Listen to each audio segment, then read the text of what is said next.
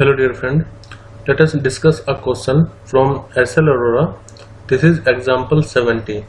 A particle is projected horizontally with a speed u from the top of plane inclined at an angle theta with the horizontal.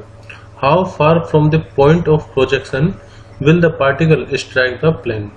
तो देखो, मान लेते हैं कि हमारे पास ये कोई इंक्लाइंड प्लेन है और लेट इंक्लिनेशन एंगल है थीटा, यहाँ पर गिवन भी है। तो हम किसी पार्टिकल को इस पॉइंट से प्रोजेक्ट कर रहे हैं। तो जब इसको प्रोजेक्ट कर रहे हैं तो इसको इनिशियल स्पीड दी हुई है हमने हॉरिजॉन्टल डायरेक्शन में, जो कि है u। और हमें क्या फाइंड करना है? हमें फाइंड करना है कि how far the point of projection. Point of projection क्या है? यहाँ पर मान लेते हैं ये पॉइंट A है, ठीक है। Point of projection will the particle strike the plane. तो मैं मान लेता हूँ कि जब ये पार्टिकल ऊपर से इस तरह से आएगा तो लेट इसका पाथ कुछ इस तरह से होगा। तो मैंने मान लिया कि ये B पॉइंट पर आकर के टकरा रहा है। तो हमें A और B के बीच का जो डायरेक्ट ये वाला जो डिस्टेंस होगा ये हमें फाइंड करना है। A से लेकर के B तक की डिस्टेंस हमें फाइंड करना है। तो देखो, अगर मैं इस वाले ट्रायंगल को देखूं तो लेट ये हो गया उसका x को मैं बोल सकता हूँ उसका हॉरिजॉन्टल डिस्टेंस, हॉरिजॉन्टल डिस्टेंस जो उसने कवर किया है। तो ये x है। और देखो, ये ऊपर से नीचे भी तो आया है, तो इसने कुछ वर्टिकल डिस्टेंस भी कवर किया है। तो लेट y है इसका वर्टिकल डिस्टेंस, वर्टिकल डिस्टेंस। और हमें क्या फाइंड करना है? हमें फाइंड करना है AB। तो अगर मैं इस राइट एंगल ट्रायंगल में पाइथागोरस थ्योरम लगाऊं तो AB का स्क्वायर बराबर होगा x का स्क्वायर प्लस y का स्क्वायर, यानी कि जो AB का स्क्वायर होगा वो उसके हॉरिजॉन्टल डिस्टेंस और वर्टिकल डिस्टेंस के स्क्वायर के इक्वल होगा। तो हमें तो AB फाइंड करना है। सो AB इक्वल टू किसके होगा? x square plus y square, यानी कि जो हमें क्वेश्चन में फाइंड करना है AB, उसे फाइंड करने के लिए हमें पहले हॉरिजॉन्टल डिस्टेंस फाइंड करना पड़ेगा और वर्टिकल डिस्टेंस फाइंड करना होगा। अब देखो, जब पार्टिकल को हमने इस तरह से प्रोजेक्ट किया है तो इसकी हॉरिजॉन्टल स्पीड u है। हमने कोई भी वर्टिकल डायरेक्शन में स्पीड नहीं दी। ये पार्टिकल जब आगे जा रहा होगा तो इस पर ग्रेविटेशन फोर्स लगेगी डाउनवर्ड डायरेक्शन में। तो मान लेते हैं किसी इंस्टेंट पर है, तो किसी इंस्टेंट पर इस पर ग्रेविटेशन फोर्स नीचे की तरफ लग रही होगी, जिसकी वजह से नीचे आ रहा है। और आगे हॉरिजॉन्टल डायरेक्शन में कोई भी फोर्स नहीं लग रही होगी, क्योंकि हमने सिर्फ उसको इनिशियल स्पीड u से प्रोजेक्ट कर दिया है। उसके बाद जो मोशन होगा वो मोशन अंडर ग्रेविटी होगा, और ये 2 डायमेंशन मोशन होगा, क्योंकि हमने हॉरिजॉन्टल स्पीड तो दी है, वर्टिकल स्पीड उसको नेचर से मिल गई, यानी कि ग्रेविटी से मिल गई। तो अगर मैं यहाँ पर लिखूं तो इनिशियल वेलोसिटी y डायरेक्शन में तो रहेगी 0, लेकिन बाद में उसमें कुछ ना कुछ वेलोसिटी आ जाएगी, क्योंकि ये एक्सेलरेट करेगा वर्टिकल डायरेक्शन में। दूसरा, ये इनिशियल वेलोसिटी मैंने लिखा है uy इक्वल टू 0, मतलब कि इनिशियल स्पीड उसकी 0 रहेगी वर्टिकल डायरेक्शन में।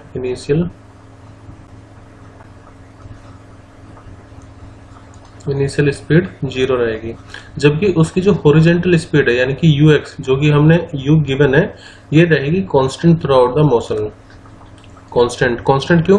क्योंकि कोई भी फोर्स नहीं लग रही। देखो, जब भी फोर्स 0 होती है तो एक्सेलरेशन कितना होता है? 0। और एक्सेलरेशन मतलब क्या? Change in speed. तो जब एक्सेलरेशन नहीं हो रहा है तो इसका मतलब कोई भी स्पीड में चेंज नहीं होगा, यानी कि डेल्टा u 0 हो गया। तो स्पीड कैसे रहेगी? कांस्टेंट। तो ध्यान रखना, इस तरह से जब भी प्रोजेक्टाइल मोशन आप कर रहे हैं तो हॉरिजॉन्टल स्पीड कांस्टेंट रहेगी, जैसे यहाँ पर भी कांस्टेंट है। तो अगर मुझे देखो, एक और चीज मैं आपको बता देता हूँ। हमारे पास फॉर्मूला होता है distance equal to speed into time, और इसके अलावा हमारे पास डिस्टेंस फाइंड करने के लिए ये भी तो इक्वेशन होती है s equal to ut plus half at square. तो यहाँ पर हम कौन से अप्लाई करेंगे? जब स्पीड कांस्टेंट है तब तो हम इस फॉर्मूले का इस्तेमाल करते हैं डिस्टेंस फाइंड करने के लिए। कब? जब स्पीड कांस्टेंट हो, ठीक है। और जब पार्टिकल में या जो भी मोशन हो रहा है उसमें अगर एक्सेलरेशन कांस्टेंट है, यानी स्पीड तो वेरी कर रही है लेकिन एक्सेलरेशन कांस्टेंट है, तब हम इक्वेशन ऑफ मोशन का इस्तेमाल करते हैं। इसके अलावा भी इक्वेशन होती है v equal to u plus at और v square equal to u square plus 2as। तो ध्यान रखना, जब हॉरिजॉन्टल कैलकुलेशन हम करेंगे तब तो मैं फॉर्मूला इस्तेमाल करूंगा distance equal to speed into time, क्योंकि वहां पर स्पीड कांस्टेंट है। तो मैं लिख सकता हूं कि x की वैल्यू बराबर होगी u इनटू में टाइम टी। हमें x फाइंड करना है, स्पीड हमें गिवन है लेकिन हमें t नहीं पता, तो हम t भी फाइंड करेंगे। इसके अलावा यहाँ पर अगर मैं वर्टिकल डायरेक्शन में देखूँ y किसके इक्वल होगा, तो देखो y के लिए मैं इस इक्वेशन का यूज करूँगा, ये क्या होगा वर्टिकल डिस्टेंस। वर्टिकल डिस्टेंस बराबर ut plus half T square, लेकिन इनिशियल वेलोसिटी y डायरेक्शन में तो 0 है, तो मैं इसको लिखूंगा 1/2 एक्सेलरेशन हो जाएगा, एक्सेलरेशन ड्यू टू ग्रेविटी, और ये आ जाएगा t का स्क्वायर। तो y इक्वल टू मैं डायरेक्टली लिख सकता हूँ हाफ gt स्क्वायर आएगा। अब देखो x और y दोनों में टाइम आ रहा है लेकिन टाइम तो हमें नहीं पता, तो पहले हम टाइम फाइंड कर लेते हैं एक ऐसे टर्म में जो टर्म हमें गिवन है। जैसे अभी हमने एंगल थीटा का इस्तेमाल नहीं किया, हो सकता है जब हम टाइम फाइंड करें उसमें ये थीटा आ जाए, तो वो कैसे करेंगे।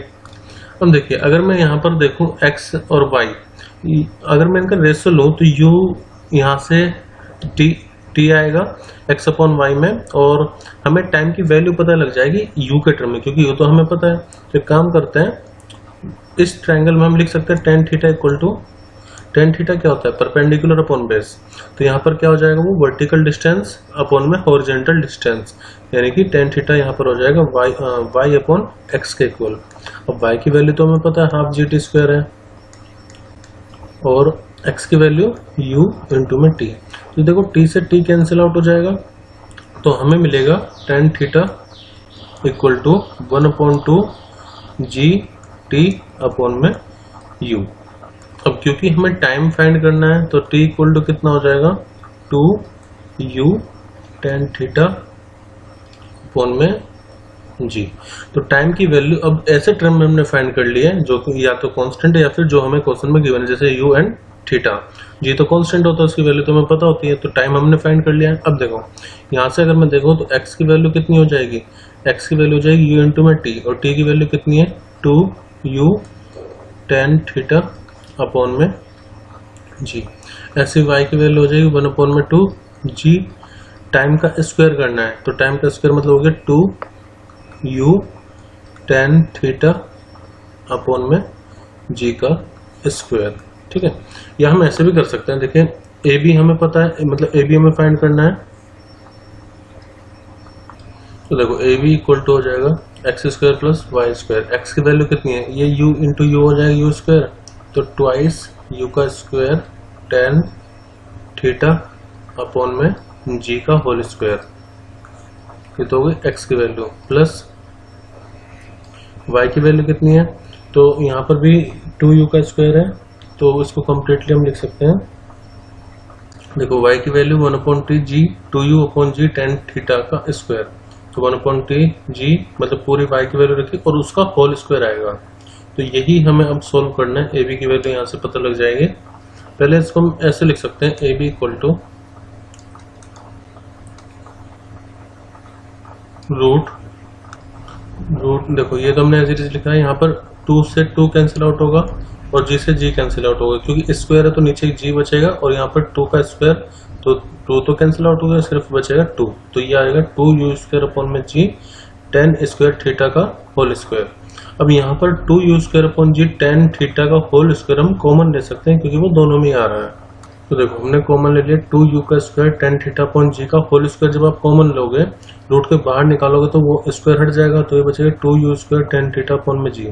यहाँ से ये तो हमने कम्प्लीटली बाहर निकाले तो 1 बचेगा, यहाँ से ये बचेगा tan थीटा का स्क्वायर तो बाहर निकाले लेकिन उसका होल स्क्वायर भी तो था, तो tan स्क्वायर थीटा बचेगा।